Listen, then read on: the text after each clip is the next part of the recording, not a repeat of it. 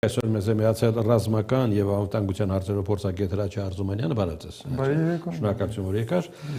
Ինչ է որոշվում այսօր Պեկինում, եթե ինչ-որ բան որոշվելու է։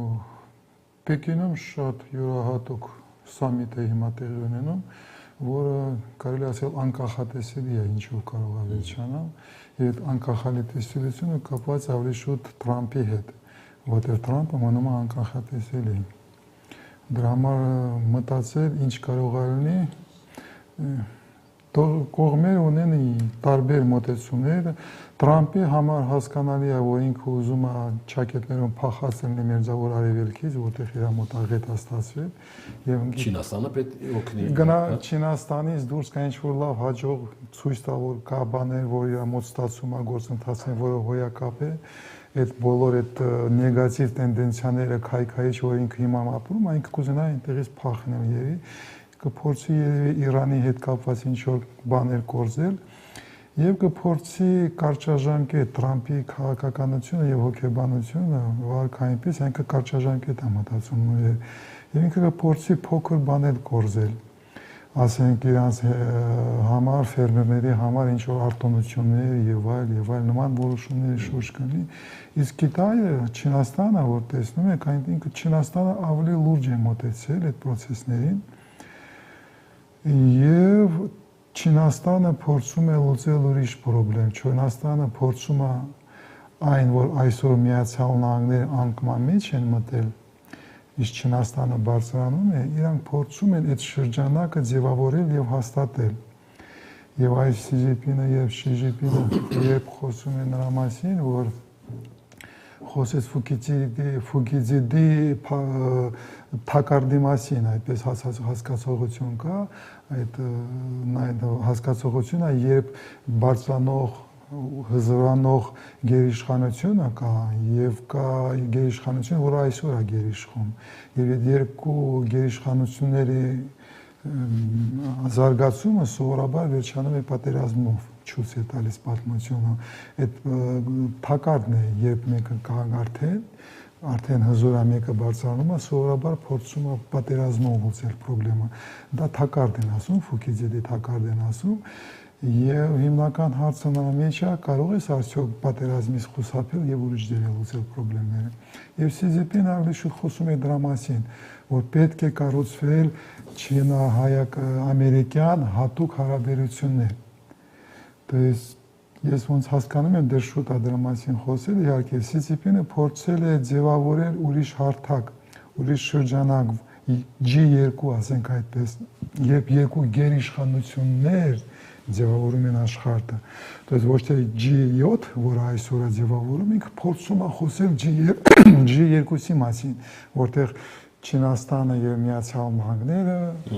կազմում են աշխարհը, ձևավորում են աշխարհակարգը, մնացածները փոքր են, մնացածները չկան։ Հիմա ձեր նշած գերտերություններից մեկը Թրիպի հեղինակն է։ Ինչ ռիսկեր են այստեղ առաջանում, որտեղ մենք ունենք հեղինակից մեկը, բայց ինքը անկնող գերիշխանություն է։ Եվ իրար քաշը Չինաստանում դա արդեն ընդունված է, որ իրանք կնկնում են, իրանք թույլանում են։ Եվ Չինաստանի համար այդ կոմունիկացիան հետաքրքրում է նաև Չինաստանին։ Չինաստանի համար դա երկրորդական, երրորդական հարց է, որտեղ ինքը իր մետաքսի ճանապարհի մեջ ունի ուրիշ լուծումներ եւ ինքը կիրականացնի։ Դա հիմնական հետաքրքիր է, ասենք, մեզ համար, լոկալ աշխարհակահաղական ասպարեզում լոկալ խնդրեմա, միջին կորիդորը, չէ՞, որ ասում են, բայց բացի միջին կորիդորից կա հյուսիսային կորիդոր, կա հարավային կորիդոր, հասկանում եք, միջանցք։ Եվ դրա համար Չինաստանի համար այդքան դա անհրաժեշտ եւ խիստ կարեւոր հարց չէ, ինքը կարող է սպասել։ Այստեղ խնդրեմը ավելի շուտ խնդրեմը ժամանակի խնդրեմն է նվեր։ Չինաստանը խաղում է երկարաժամկետ։ Իսկ Թրամփը խաղում է այսօր։ Թրամփի համար ժամանակը միայն այսօր այս վայրկյանն է։ Եվ այստեղ հիմնական խոցելիությունն է արևմուտքի համար, որովհետև այս մի տարվա ընթացքում Թրամփը ինքան ավերեց Միացյալ Նահանգների հզորությունը, աշխարհակարգը ձևավորված, որ մտածել ինչ կարող է դրանին Թրամփը բավականին դժվար է եւ Չինաստանը կփորձի դրանից օգտվել, ինչ որ մանր մունուր բաներ տա, ճոխ ընդուներ, ցերեմոնիալ եւ այլն, Տրամպը Իրան լավ զգա եւ դրա դիմաց ստանա երկարաժամկետ առատոնյությունը եւ արտոնյությունները ավելի շուտ կլինեն տնտեսական ոլորտում։ Չինաստանը չի խարվելու քաղաքական խնդիրների մեջ, Չինաստանը համոզված է չի խանգարվելու մերձավոր արևելքի process-ների մեջ, Իրանի վրա ճնշում չի գործելու, Չինաստանին դա պետք չէ։ Ինքը հզորանում է, իրան պետք է ժամանակ, երբ տնտեսությունը այնքան կհզորանա, որ հարցերը ինքնիսկ են կլուծվեն։ Դրա համար Չինաստանը կփորձի շահել ժամանակ զարգանալու համար եւ տնտեսական արտոնյություններ եւ Թայվանի հարցը իհարկե բարձրացվեց։ Թայվանի հարցը, որը Չինաստանի համար եւ սիմվոլիկ է եւ աշխարհակաղակական է։ Ինչու Թուրքիան ընտրեց այս բանը եւ հայտարարեց հայ-թուրքական երկկողմ առևտուր սկսելու մասին։ Որտե Թուրքիան նույնիսկ ճգնաժամի մեջ է եւ աշխարհում սպասվում է մեծ ճգնաժամ։ Տրամպի քաղաքականության վարկի Պահի ընտրությունը ինչով է բացատրում։ Նրանով որ Թուրքիան ի տարբերություն Հայաստանից կան ուղեղային կենտրոններ, որը հաշվարկում են վիճակը։ Եվ այսօր բոլոր լուրջ հաշվարկող վիճակը փորձագետները, ուղեղային կենտրոնները հասկանում են գլոբալ տնտեսության սպասում է շատ վատ օրեր։ Այնինչը Տրամպը արեց շարունակում անել Իրանում, դա կունենա հետևանքներ եւ հետևանքները կլինեն գլոբալ տնտեսության համար։ Թուրքիայի տնտեսական վիճակը եւ ֆինանսական վիճակը շատ խոցելի եւ անկայուն է։ Եթե աշխարհում տեղի ունենա մեծ process-ներ, անկայունություն գլոբալ մակարդակի վրա, Թուրքիան կարող է չդիմանալ։ Դրա համար Թուրքիան փորձում է լուծել այն խնդիրները, որը կարող է իրան օգտին այդ մեծ ալիքի սպասելով, որը մոտորապես երես սեպտեմբերից կսկսի մեծանալ, բայց հիմնական խնդիրները կլինեն արդեն 2027 թվականին, որովհետև այնինչ այսօր տեղի է ունենում էներգետիկ ոլորտում, նավթագազային շուկաներում, դա կունենա հետևանքներ փաստորեն բոլոր տնտեսական ոլորտներում։ Դա արեց, իսկ ինչու է չի գնում սահմանի բացման քայլին։ Չի գնում սահմանի բացման, որովհետև սահմանի բացումը դա փաղում է Հայաստանի հարաբերությունները հնարավորությունները փակողում է, ինքը չի ուզում հանածին, որովհետև բլոկադան դա ուղղակի ռազմական գործողությունների նմուշներից, գործոններից, ձևերից մեկն է եւ ինքը չի ուզում ցույց տալ, որ ամեն ինչ վերջացել է, որ ինքը պատրաստ է Հայաստանի հետ կնքել խաղաղության պայմանագիր։ Թուրքիան դրան պատրաստ չէ, Թուրքիայի հասարակությունը իշխող վերնախավը դրան պատրաստ չէ։ Հայ-ռուսական հարաբերություններում այնինչ լսում ենք այս օրերին, լարվածության նշան է, թե դա ուրիշ ձևակերպում ունի։ Այդ ավելի շուտ Ռուսաստանի թուլացման վիճակ է, նշան է։ Ռուսաստանը երբ թուլանում է, դառնում է ագրեսիվ եւ սկսում է էմոցիոնալ եւ ջղային խոսանալիքներ։ Սպառնալիքներ հնչել, դու գիտեք ինձ նման ջահել չեք արդեն։ Ինչել են ես իմ։ Հա, հիշում եք ոնց է դա լինում։ Դա ուղղակի նշան է, որ Ռուսաստանը այն լավ վիճակում չէ։ Ռուսաստանի տնտեսությունը շատ վատ վիճակում։ Ռուսաստանը ուկրաինական պատերազմի մեջ նույն ձևի մտել է թակարդի մեջ, կարելի է ասել, եւ չգիտի ոնց դուրս գա այդ թակարդից, որտեղ Պուտինը պատրաստ չի որևէ զիջումներին։ Այնտեղ ահռելի կորուստները ամեն ամիս 35,000 մոտորապես կորուստներ ունենում Ռուսաստանը այսօր եւ հիմնականը պատերազմը մցել է այն ձևն է ընդունել, որտեղ առաջ խաղում չի կարող լինի, որովհետեւ տեխնոլոգիական, ռազմական հնարավորությունները եւ նոր տեխնոլոգիաները, որ օգտագործում են դրոնները եւ թույլ չեն տալիս, այդ հնարավորությունները չկան։ Եվ մտել են այն փակուղու մեջ, որը մենք կարելի ասել, տեսեք առաջին համաշխարհային պատերազմի ժամանակ երբ մսաղացը եղել, հիշում ես։ Այդ նույն մսաղացը սկսել է եւ այդ մսաղացը Ռուսաստանի կայսրության պատմության մեջ միշտ շատ վատ է վերջանում է կոլապսով։ Դրա համար այդ process-ների մեջ Ռուսաստանը թուլանալով Հայաստանը դառնում է ավելի եւ ավելի կարեւոր, որովհետեւ եթե ինքը կորցնում է այսօր Հայաստանի Հանրապետությունում իր ռազմական ներկայությունը։ Բայց ով է ասել, որ կորցնում է։ Ուր են նախանշանները կորցնում։ Նորից Հայաստանը չի հաշվարկում, Ռուսաստանը հաշվարկում է։ Կարող ենք տեսնում այդ սպառնալիքները, որը մեր իշխանությունները չեն ուզում տեսածել։ Այդտեղից է ծնվել Եվրամիություն, թե Եվրասիական տնտեսական։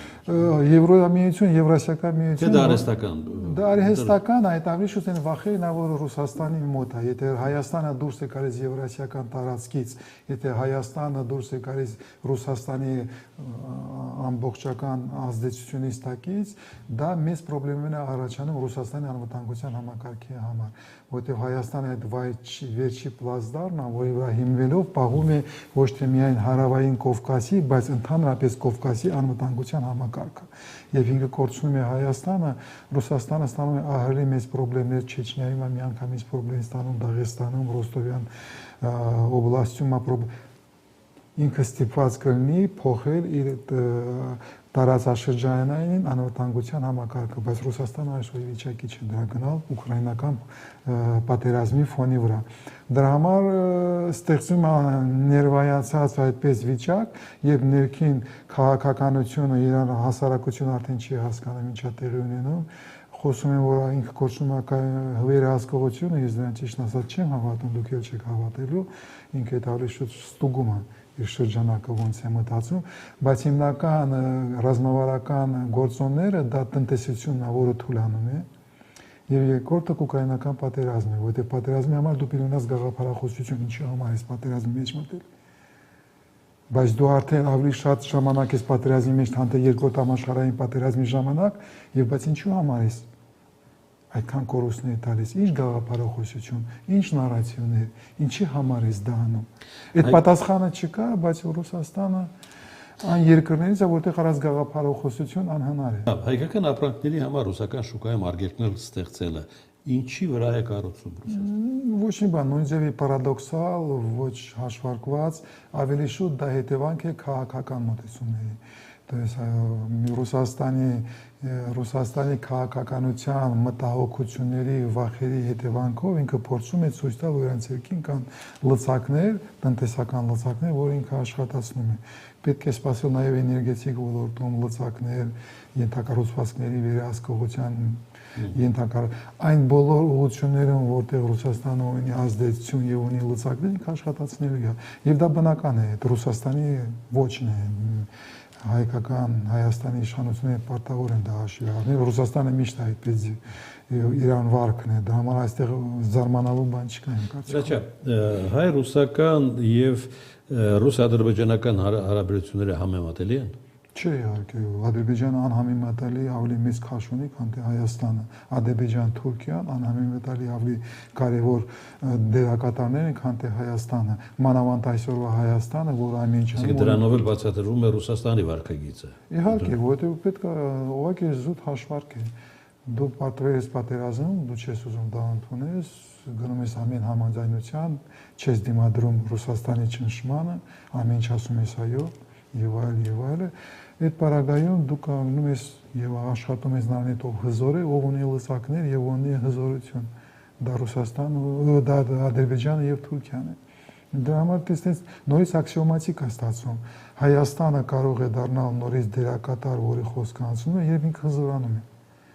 Դու ոչ թե պիտի փորձես հասնել այդպես կոչված խաղաղության հանձնելով ամեն ինչ,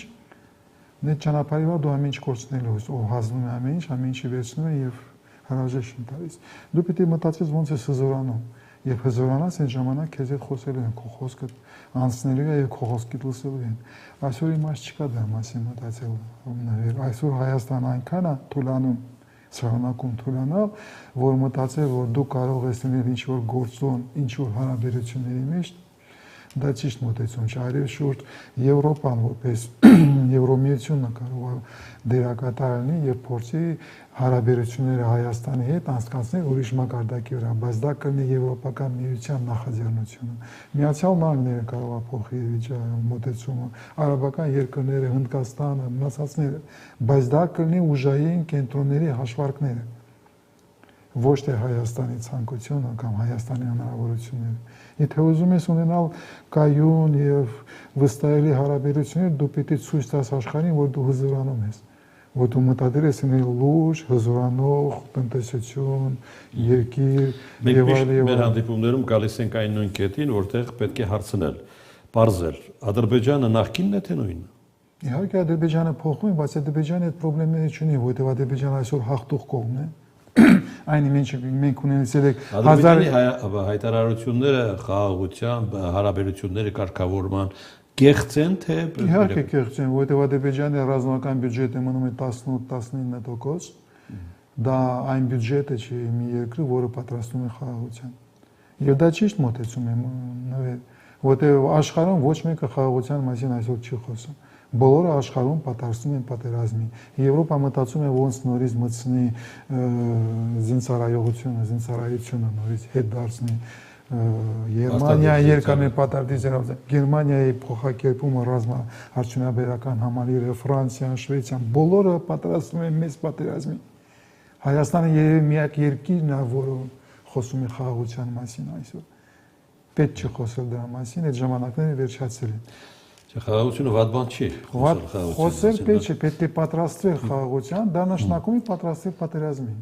Մեկ կրակոց եւ նրանք կանհետանան։ Սա ասել է Ալիևը 1 թե 2 օր առաջ Հայաստանում տեղակայված Եվրամիության դիտորդներին։ Դա սպառնալիք է, որտեղ եվրոպական դիտորդները այն մի յուրահատուկ գործոններից են, որը չեզոքացնում են Ադրբեջանի հավանական ագրեսիան։ Դրա համար ինք ուզում են իրանց հանածեն։ Եթե հիշում ես, իհարկե հիշում ես, առաջի օրից երբ իրանք տեղադրել են Ադրբեջանը Թուրքիան դեմ էին, Ռուսաստանը դեմ էին։ Դրա համար այստեղ նորից լոռություն չկա։ Ոչ մեկը չի փախելու։ Իհարկե, ոչ մի կրակոց թա Ադրբեջանի իրան թույլ տալ չի։ Մինչև օգոստոսի 8-ի համաձայնագիրը, որից հետո Ես ավելի շուտ մտահոգված եմ Հայաստանի իշխանությունների վարքից։ Ես Ադրբեջանի վարքը այդ հարցում չի հետաքրքրում։ Ռուսաստանի, Թուրքիայի վարքն էլ չի հետաքրքրում, ավելի խիստ կասեմ։ Ինձ միայն մտահոգում է Հայաստանի իշխանությունների վարքը։ Արդյոք իրաք պատրաստ են այդ սպառնալիքների շանտաժին Ռուսաստանի, Թուրքիային դիմադրել եւ թողել դիտորդներին։ Դա միայն Նիկոլ Փաշինյանը, բայց օգոստոսի ընտրված իշխանություններից ես նրանցից եմ խուսափում, ոչ թե Ադրբեջանից։ Այնտեղ ամեն ինչ կայուն է, Ադրբեջանը խնդրեմ չէ այդ հարցերում կարծիքով։ Ադրբեջանի կարծիքը երկրորդական, երրորդական է։ Ռուսաստանը, Թուրքիան, Եվրամիությունը, Միացյալ Նահանգները։ Մայիսի 28-ին ռազմական շքերթ է սպասվում Երևանում, ավարտում ենք։ Հնարավոր կլինի հետևություն անել, որ փուլում է հայկական բանակը այդ շքերթով։ Չէ, չեմ կարծում, որովհետև բանակը դա միայն զինատեխնիկան չի եւ միայն շերտները չեն։ Ինձ համար ռազմաշերտերի բան չեն, կողմնակից չեն ճիշտ ասած, ինձ հետաքրում է իրական փոխակերպումները, իրական բարեփոխումները իմ բանակի, որոնք արդեն մենք լայնածավալ ռազմական գործողությունների վերջացել է 23 թվականին, փաստորեն արդեն 4-րդ տարին է սկսում, լուրջ փոփոխություններ, փոխակերպում հայտարարված է, հայեցակարգը ընդունած է, բայց իսկական աշխատանք հողի վրա շատ ու շատ քիչ է անում։ Այն տեմպերով, որը անում է, ինչը անընդունելի է ինձ համար։ Մենք այս 4 տարում պիտի արած ենք կարելի աշխատանք, բայց դա չի անում եւ դա ավելի շուտ քաղաքական ղեկավարության, բարձր ղեկավարության հետևանքն է։ Բարձր քաղաքական եւ ռազմաքաղաքական ղեկավարությունը ցանկություն չունի բանակը փոխել, որովհետեւ